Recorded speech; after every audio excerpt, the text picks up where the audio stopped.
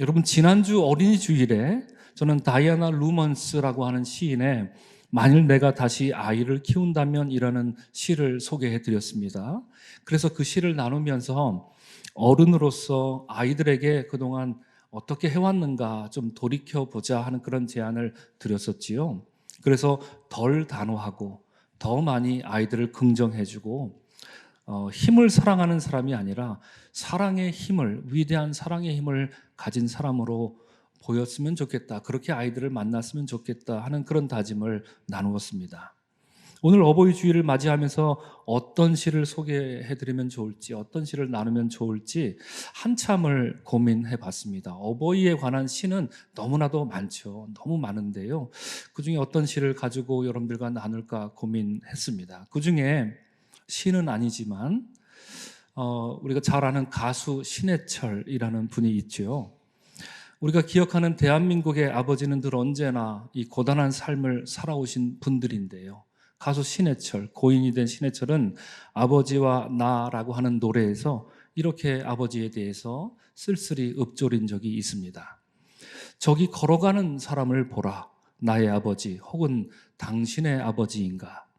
가족에게 소외받고 돈 벌어 오는 자의 비애와 거대한 짐승의 시체처럼 껍질만 남은 권위의 이름을 짊어지고 비틀거린다.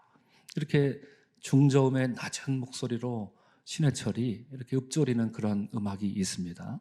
가수 신해철이 말하는 것처럼 대한민국의 아버지들은요, 한국 사회가 근대화 과정을 거치면서 사회, 정치, 경제적인 문제들로 인해서 쉽지 않은 삶을 살아야 했습니다. 오늘만 봐도 특별 찬양이 2개나 준비가 됐는데 둘 다 어머니의 은혜를 노래하는 곡이었습니다. 젊은 시절 청운의 꿈을 안고 살았다가도 가족들 먹여 살리는 문제 때문에 접어야 할 때가 많았던 사람들, 바로 오늘의 아버지들이십니다. 반대로 원치 않는 일이라 하더라도 가족들을 위해서라면 억지로 해야 하는 그런 상황에 내던져진 그런 사람들, 바로 오늘의 아버지들이십니다. 그래서 아동문학가이신 하청호 선생님은 아버지의 등이라는 시에서 다음과 같이 자신의 아버지를 회상합니다. 아버지의 등에서는 늘 땀 냄새가 났다. 내가 아플 때도, 할머니가 돌아가셨을 때도 어머니는 눈물을 흘리셨지만 아버지는 울지 않고 등에서는 땀 냄새만 났다. 나는 이제 알았다. 힘들고 슬픈 일이 있어도 아버지는 속으로 운다는 것을, 그 속 울음이 아버지 등에 땀인 것을, 땀 냄새가 속 울음인 것을. 아버지의 등에서는 늘 땀 냄새가 났다. 땀 냄새가 속 울음이었다. 이렇게 말하면서 작가는 한국의 아버지들이요, 겉으로는 늘 큰 소리 치지요. 그리고 다소 괴팍한 성격인 것처럼 보이기도 합니다. 우리 교회 어르신들도 그러신 것 같긴 합니다. 그런데 가장 연약한 존재가 아버지란 존재였음을 이처럼 쓸쓸하고도 안타까운 마음으로 회상하고 있습니다. 이 아버지의 등, 이 시를 읽을 때면 1970년에 태어난 손택수라는, 부산 출신의 손택수라는 시인이 쓴 더 유명한 시가 있습니다. 제목도 비슷합니다. 아버지의 등을 밀며라는 시입니다. 시인은 말하기를 어렸을 때부터 아버지가 단 한 번도 자기를 목욕탕에 안 데리고 갔다는 얘기입니다. 그래서 누나 손을 잡고 어머니 손을 잡고 7살인데 8살인데 여탕에 들어가서 뭐라 그러죠? 몇 살이라 그러죠? 저 5살입니다. 이렇게 속였던, 저도 그런 기억이 있습니다. 나이를 속여서 목욕탕에 가곤 했답니다. 그래서 아버지가 목욕탕에 데려가는 또래 아이들이 늘 부러웠다고 하는데요. 그러다가 성인이 되어서 아버지가 갑자기 의식을 잃고 쓰러졌는데 그때의 일을 시인이 이렇게 회상합니다. 혼자서 원망했고 좀 더 철이 들어서는 돈이 무서워서 목욕탕도 가지 않는 걸 거라고 아무렇게나 함부로 비난했던 아버지. 등짝에 살이 시커멓게 죽은 지게 자국을 본 건 당신이 쓰러지고 난 뒤의 일이다. 의식을 잃고 쓰러져 병원까지 실려온 뒤의 일이다. 그렇게 밀어드리고 싶었지만 부끄러워 차마 자식에게 보여줄 수 없었던 등. 해지면 달 지고 달 지면 해를 지고 걸어온 길 끝, 적막하디 적막한 등짝에 낙인처럼 찍혀 지워지지 않는 지게 자국. 아버지는 병원 욕실에 엎혀 들어와서야 비로소 자식의 소원 하나를 들어주신 것이었다, 이렇게 말합니다. 저도 그렇지만요, 여러분 중에서도 아버지에 대한 안타까운 기억을 가진 분들이 많을 줄 압니다. 지금 살아계신 아버지에 대한 것도 그렇지만 이미 돌아가신 아버지에 대한 이런 안타까운 기억 갖고 계신 분들이 많을 줄로 압니다. 여러분, 아버지를 공경하는 것은 고사하고요, 아버지 마음에 공감하는 것조차 어쩌면 그렇게 어렵단 말입니까? 그래서 원망도 많이 하고요, 때로는 험담도 서슴지 않습니다. 아버지를 말입니다. 그런 대상이 우리에게 아버지였습니다. 특별히 아들로서 아버지를 사랑한다는 것은 참 어렵게 느껴지곤 했습니다. 저도 너무 힘들었던 그런 기억이 있습니다. 그래서 독일 속담이 이런 말을 했지요. 한 아버지는 10 아들을 능히 키울 수 있어도 10 아들은 한 아버지를 봉양하기 어렵다라고 말입니다. 아버지 얘기만 하니까 어머니 얘기가 없어서 서운하실 분들이 많이 계실 것 같습니다. 어머니 노래 2번 들으신 걸로 만족하지 마시고요, 어머니 얘기를 좀 들려드리고 싶습니다. 물론 자식들이 어머니를 공경하고 어머니의 마음에 공감하는 것도 쉽지 않습니다. 얼마 전에 출간된 2020년인데요. 오늘의 엄마라는 소설이 있습니다. 이 소설은 암투병하는 엄마를 돌보는 2 딸의 이야기입니다. 저도 전철 안에서 이 소설을 읽다가 눈물이 터져 나와서 어딜 쳐다봐야 될지 몰라갖고 막 이렇게 두런두런 했던 그런 기억이 납니다. 이 소설 속에 정아라는 주인공이 나옵니다. 이 주인공은요, 암투병 중인 엄마를 이제 돌보기 위해서 그 병원에 가게 되지요. 그리고 하루 이틀 이렇게 어머니를 돌봅니다. 그런데 그렇게 오래 지나지 않았음에도 불구하고 엄마를 돌보는 게 불편해지는 겁니다. 뭔가 불편함을 계속 느낍니다. 그러면서 이런 말을 합니다. 주인공이 하는 말입니다. 매일을 함께 지내다 보니 효심으로 가득 찼던 딸은 사라지고 다시 뚱한 딸만 남았다, 이렇게 말합니다. 여러분, 무슨 말인지 공감이 되시지요? 네, 공감하시는 분들 많을 줄로 압니다. 여러분, 저도 제가 미국에 있을 때 제가 대단한 효자인 줄 알았습니다. 어머니 생각만 하면 막 기도가 절로 나오고 눈물의 기도 매일같이 하면 전 대단한 효자구나, 그렇게 생각했습니다. 어머니를 아주 끔찍이도 사랑하는 그런 아들인 줄 알았습니다. 그런데 한국에 와서 자주 뵙다 보니까 그 효심 가득한 막내 아들은 어디론가 벌써 사라져 버렸고요, 다시 미국 돌아갔는지는 모르겠지만 한국에는 철없는 막내 아들만 덩그러니 남아있는 모습을 매일매일 보고 있습니다. 때때로 자식들은요, 엄마 알기를 우습게 합니다. 아버지는 함부로 욕합니다, 자식들은요. 그런데 엄마는 우습게 합니다. 그래서 이미 오래된 시지만 많은 사람들의 심금을 울렸던 심순덕이라고 하는, 이름도 심순덕 씨입니다.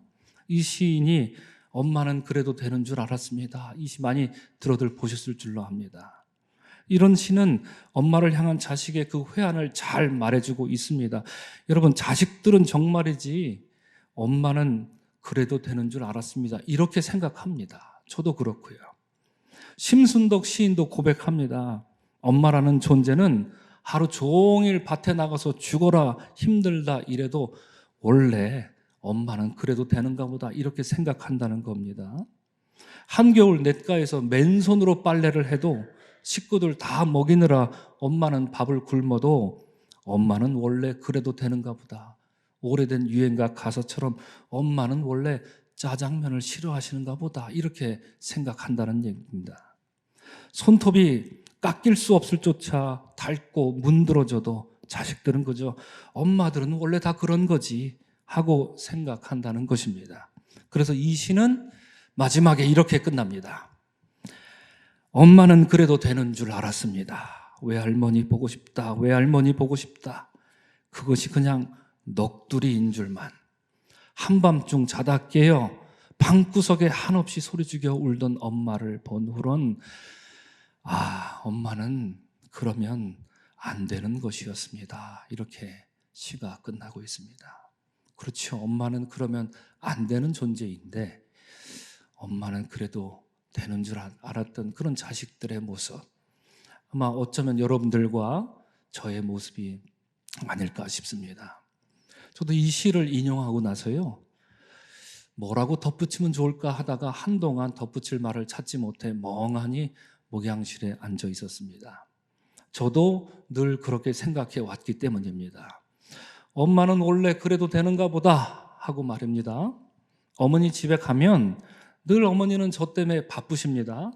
식탁에 앉아서 제가 밥을 먹으면 막내 아들, 아이고 더더군다나 목사님이신데 그 옆에 오셔가지고는 이것 주랴, 이것 줄까요? 이것 저것 주랴, 저것 줄까요?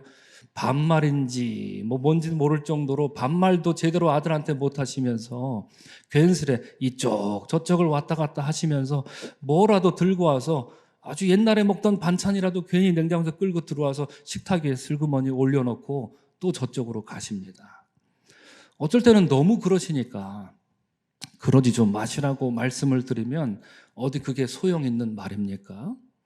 그러다 보니 오래전부터 저도 그런 생각이 머릿속에 그리고 몸에 밴 것 같습니다. 엄마는 원래 그래도 되는가 보다라고 말입니다. 앉아서 밥을 같이 드시자고 해도 밥 생각 없다 하시면서 제 수발이나 이렇게 드시다가 제가 숟가락을 탁 내려놓은 다음에야 아주 오래된 어렸을 때부터 사용해왔던 그 놋그릇에 밥을 담고 거기다 물을 말아서 마치 구겨진 종이처럼 앉아서 한쪽에서 드십니다. 그럴 때는 저도 애써 생각해 왔습니다. 엄마는 밥을 저렇게 드시는 게 편하신가 보다라고 말입니다. 엄마는 저렇게 드시는 게 편하신가 보구나, 진짜 그러신가 보구나라고 말입니다. 그런데 여러분, 세상에 원래 그런 사람이 어디 있습니까? 원래 그런 사람이 어디 있습니까? 좁아지고 그 멍자국난 힘없는 아버지의 등도 원래 그런 아버지가 어디 있습니까? 고목같이 거칠어진 그 어머니의 손도 원래부터 그럴 수는 없습니다. 부모는 마치 종이 주인을 섬기듯이 스스로 마땅하다 여기면서 자식들을 사랑해 주십니다. 결코 억지로 하는 법이 없습니다. 이래 마땅하다 저래 마땅하다, 자식이 아무리 못나도 이래 마땅하지 저래 마땅하지 스스로 계속 속여가면서 자식들을 사랑하십니다. 그저 넉넉한 사랑만 주신다는 겁니다. 그 숭고한 사랑과 희생의 역사가 하루 이틀 지나는 동안 1년, 20년, 10년, 30년, 40년이 되면서 어느덧 부모님은 주름진 살로 삐걱거리는 노인이 되어갔던 것입니다. 그런데 그런 마땅한 사랑을 자식들은요, 당연한 사랑으로 여깁니다. 그 거룩한 흔적들을 발견할 때마다 부모는 원래 그래도 되는가 보다 하고 당연한 듯이 뭉치고 지날 때가 너무나도 많습니다. 그래서 100만 번을 부끄러워해도 모자란 것이 부모를 향한 자식의 마음일 수밖에 없다는 얘기입니다. 오늘 예배 드리는 사랑하는 성도 여러분, 오늘 어버이 주일을 맞아서 부모님의 사랑과 그 은혜와 희생을 여러분들 가슴과 영혼으로 깊이 감사할 수 있는 이 시간 되기를 주님의 이름으로 축복을 드립니다.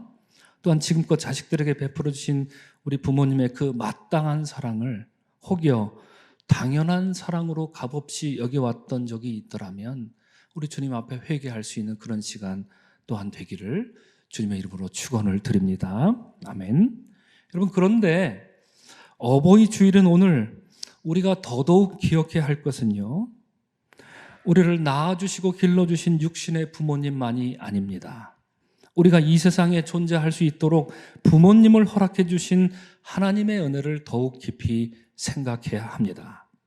우리가 이 세상에 온 것이 부모님의 은혜인 것과 마찬가지로 우리의 육체에 당신의 그 거룩한 숨결을 훅 하고 불어넣어 주심으로 우리로 하여 하나님의 구원받은 자녀로 살 수 있도록 해주신 하나님. 그러므로 우리는 우리 모두의 아버지를 오늘 어버이 주를 맞아 생각하게 됩니다. 그리고 우리 모두의 주님을 생각하게 됩니다. 여러분, 우리 모두의 아버지는 누구이십니까? 하늘에 계신 하나님 아버지이십니다. 또한 우리 모두의 구세주는 누가 되십니까? 십자가에서 죽으셨다가 부활하신 예수 그리스도이십니다. 그런데 여러분, 우리 신앙을 가만히 돌이켜보면 혹 이렇게 생각하신 적은 없으십니까? 하나님은 그래도 되는 줄 알았습니다 라고 말합니다. 하나님은 하나님이니까 당연히 독생하신 아들쯤은 우리를 위해서 주셔야 되는 거 아닌가? 물론 이렇게 생각하고 이렇게 말하는 사람을 저는 단 한 사람도 본 적이 없습니다. 그러나 우리 삶을 돌이켜 보십시오. 우리는 그렇게 말은 안 해도 그렇게 살고 있지는 않느냐라는 얘기입니다. 또한 하나님은 하나님이니까 우리 같은 죄인들을 용서하시느라 속이 새카맣게 타들어가도 당연히 괜찮은 줄 그렇게 살고 있는 것은 아닙니까? 그런 생각을 하고 있는 것은 아닙니까? 물론 이렇게 말하는 신앙인 단 한 사람도 못 만났습니다. 그러나 우리의 삶을 돌이켜보자 이겁니다. 우리는 우리를 구속해 주신 그 사랑, 용서하신 그 사랑을 너무나도 당연하다 여긴 듯이, 마땅하다 여긴 듯이 우리의 권리처럼 주장하고 살고 있는 것은 아니냐 하는 말입니다. 하나님의 뜻을 구하고 그 뜻에 내 뜻을 조율하는 것이 마땅할진데 그렇게 안 하고요. 당연히 하나님이 내 기도를 무조건 들어줘야 하고요. 하나님이 내 뜻에 맞춤형으로 존재해야 한다고 생각하시진 않으십니까? 또한 이렇게 생각하신 적은 없습니까? 예수님은 그래도 되는 줄 알았습니다. 예수님은 예수님이시니까 모든 사람들 구원하기 위해서 아니 십자가에 못 박히신 것쯤은 당연한 것 아닌가? 물론 이렇게 말하는 사람 전 단 한 사람도 들어보지 못했습니다. 그러나 우리 삶을 돌아보자는 얘기입니다. 나를 위한 예수님의 십자가가 한 개가 아니라 혹은 100개, 1000개가 필요한 사람처럼 예수님 한 번 더 십자가에 올라가십시오. 한 번 더 올라가십시오. 이런 모습으로 신앙생활하고 있는 우리들은 아니냐 하는 그런 말씀입니다. 신앙생활이 들쑥날쑥해도 예수님은 당연히 나를 이해해 주시고 당연히 동일한 은혜를 주셔야 한다는 것처럼 그렇게 주장하듯이 신앙생활하고 있는 것은 아니냐 하는 것을 오늘 저는 어버이 주일을 맞이해서 여러분들과 나누고 싶습니다. 이런 우리들의 모습은요, 오늘 본문에 나오는 이 유대인의 모습에 적잖이 투영되고 있습니다. 오늘 본문에 보면 유대인들이 예수님을 에워싸면서 24절에서 이렇게 묻습니다. 당신이 우리가 기다리는 그리스도면 우리가 더 이상 당신을 의심하지 않도록 확실히 좀 말해주시오. 이렇게 유대인들이 예수님께 묻고 있습니다. 여러분, 이 말이 무슨 뜻입니까? 저들이 어떤 마음으로 예수님께 지금 24절에 이 말을 하고 있는 것일까요? 얼핏 들으면 저들이 예수님을 사랑하는 사람들인 줄 알겠습니다. 잘못 들으면 저들이 예수님 말씀과 가르침을 진지하게 고민하는 사람들일 뻔했습니다. 뻔인 줄 알겠습니다. 하마터면 저들은 예수님의 진리로 살고 싶어 안달난 사람처럼 오해할 뻔합니다. 이 말만 듣고 나면 말입니다. 예수님은 수도 없이 자신이 그리스도임을 이미 말씀하셨습니다. 영생에 대해서 성경이 말하는 것은 곧 나에 대해서 말하는 것이니라 이렇게 말씀하셨고요. 나는 하늘에서 온 생명의 떡이다 말씀하셨고요. 아들을 보고 믿는 자마다 영생을 얻게 하려는 것이 내 아버지의 뜻이다 이렇게 분명히 말씀하셨습니다. 심지어 아브라함이 나기 전부터 내가 있었다 이렇게도 말씀하셨으니 이보다 더 어떻게 확실하게 말할 수 있단 말입니까? 도대체 무슨 말이 더 필요했어야 했단 말입니까? 이미 예수님에 대해서 들을 만큼 들었고 알 만큼 다 알았던 사람들임에도 불구하고 오늘 본문에서 다시금 이들은 예수님을 찾아와 진지한 척하며 예수님께 묻기를 우리가 더 이상 당신을 의심하지 않도록 확실히 좀 말해 주십시오. 이렇게 헛된 말의 잔치를 버리고 있는 것입니다. 사실상 여러분, 그들은 예수님 말씀을 경청하지 않았습니다. 수없이 많은 말씀을 들었지만 그 말씀을 믿고자 한다든지 그 말씀대로 살아야 한다든지 도무지 생각조차 하지 않았던 사람들입니다. 말씀은 있지만 변화가 없던 사람들, 바로 오늘 본문의 유대인이었습니다. 말씀은 있었지만 순종이 없었습니다. 바로 오늘 본문의 유대인입니다. 예수님 말씀을 길가에 전단지처럼 취급했던 사람들, 오늘 본문의 유대인들이었습니다. 여러분들도 잘 아시는 성 어거스틴이라는 분이 있죠. 그분은 젊은 시절 하나님을 떠나 허랑방탕한 그런 삶을 산 적이 있습니다. 그때 어거스틴은요, 각계각층의 사람들을 자주 만나서 함께 교류하곤 했었는데요. 그때 만났던 그 지식인들, 신앙인들의 그 이중적인 모습에 대해서 이렇게 말한 적이 있습니다. 오, 내 주여, 굽어 살펴 주옵소서. 사람들은 글자의 관습적인 법칙들, 곧 문법입니다. 제가 설명해 드리겠습니다. 열심히 따라 지키지만 당신으로부터 받은 영원한 구원의 법도는 얼마나 대수롭지 않게 여깁니까? 이렇게 말합니다. 어거스틴의 말인즉슨 당시 식자들은요, 이 라틴어가 배우기 너무 어렵습니다. 그런데 식자들은 라틴어를 열심히 배우면서 라틴어를 문법을 배우다가 잘못 쓰면, 그리고 라틴어 발음을 잘못하면 너무 부끄러워서 쥐구멍이라도 찾아 도망갈 것처럼 그렇게 수치스럽게, 스스로를 수치스럽게 여겼다는 얘기입니다. 그런데 어거스틴은 이어서 또한 이렇게 말합니다. 그러나 사람들이 서로 사랑하라는 당신의 계명을 어기고 다른 사람을 미워하는 경우에는 그것을 대수롭지 않게 여깁니다. 사람들은 그 증오로 말미암아 자기 원수보다 자기 영혼이 더 해를 받고 있음을 모릅니다. 이렇게 어거스틴이 말합니다. 어거스틴 시대 살았던 그리스도인들은 하나님 말씀을 이처럼 가볍게 여겼다는 말입니다. 하나님 말씀을 라틴어 문법보다도 못하게 여겼다는 얘기입니다. 라틴어 문법은 하나라도 틀릴까 이렇게 쩔쩔매면서 한마디도 이렇게 제대로 말하지 못하고 조심스럽게 입을 떼고 정확하게 말하려고 했으면서도 하나님 말씀은 그저 성경에 적혀있는 죽은 문자처럼 취급했다는 얘기입니다. 그러니 성경이 분명히 말하고 엄히 말하고 셀 수 없이 많이 사랑하라, 사랑하라, 사랑하라 명령하고 있지만 그런 명령 따위는 안중에도 없었던 것이 당시 그리스도인들의 모습이었다는 얘기입니다. 사랑으로 위로받고 사랑으로 치료받았으며 사랑으로 구원받은 자녀가 되었지만 이미 받은 사랑은 너무나도 당연하게 여겼던 것이 어거스틴 시대의 기독교인들이었던 것입니다. 사랑하는 우리 서강의 성도 여러분, 저는 오늘 어버이주를 맞이해서 오늘 말씀 제목을 당연하게 여길 수 없는 마땅한 사랑 이렇게 정했습니다. 부모님은 우리에게 마땅한 사랑을 주셨지만 우리는 부모님은 그래도 되는 줄 알았습니다 하며 이렇게 당연한 사랑처럼 취급하기 때문입니다. 또한 우리 모두의 하늘 아버지 곧 하나님 아버지는 우리에게 이 세상 무엇으로도 대체될 수 없는 마땅한 사랑을 베풀어 주셨지만 어쩌면 우리는 그런 하나님의 사랑을 당연한 사랑쯤으로 여기고 있는지도 모르겠습니다.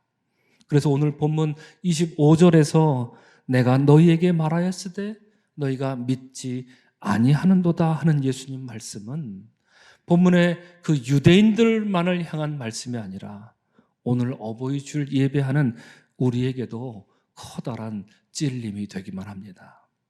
사랑하는 성도 여러분, 초대교회 성도들이 가장 사랑했던 성경 구절이 뭔지 아십니까? 초대교회 성도들이 가장 사랑했던 성경 구절 곧 요한 1서 4장 11절입니다. 이런 말씀이죠. 사랑하는 자들아, 하나님이 이같이 우리를 사랑하셨은즉 우리도 서로 사랑하는 것이 마땅하도다 말합니다. 저는 저 마땅하도다라는 표현에 주목합니다. 주께서 우리에게 마땅히 베풀어 주신 그 고귀한 사랑을 우리도 마땅히 사랑함으로 하늘 아버지의 아들과 딸로 거듭날 수 있는 여러분과 제가 되기를 오늘 이 어버이 주일을 맞아서 주님의 이름으로 간절히 축원합니다. 아멘. 기도하겠습니다. 좋으신 하나님, 이래 마땅하지 저래 마땅하지 하면서 허물 많고 수치성 많은 우리들을 끝까지 사랑해 주셨던 하나님의 사랑이었음에도 불구하고, 그 마땅하신 사랑을 받았음에도 불구하고 우리는 이를 당연한 사랑으로 여겼을 때가 너무나도 많습니다. 우리 부모를 대하는 우리들의 모습만 봐도 쉽게 드러납니다. 주님, 마땅한 사랑을 주셨사오니 우리도 마땅히 사랑하게 인도하여 주옵소서. 오늘 어버이 주를 맞아 이 세상에 계신 부모님과 그렇지 않은 부모님 모두를 떠올리면서 우리의 부족함을 주님 앞에 내어놓고 참된 회개로 이후로 사랑할 수 있는 사람으로 거듭나는 우리 모두가 될 수 있도록 주님 은혜 베풀어 주시옵소서. 감사하고 축복하며 예수님 이름 받들어 기도합니다. 아멘.